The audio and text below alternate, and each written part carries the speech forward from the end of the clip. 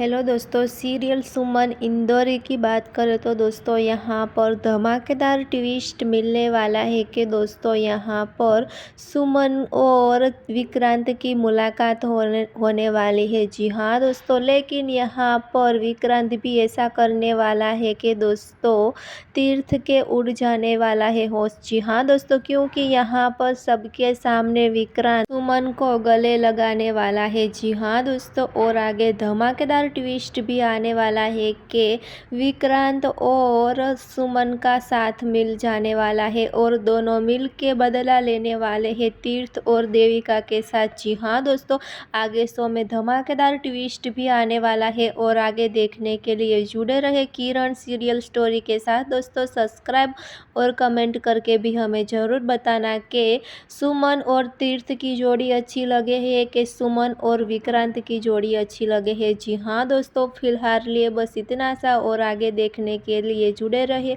किरण serial story के साथ दोस्तों।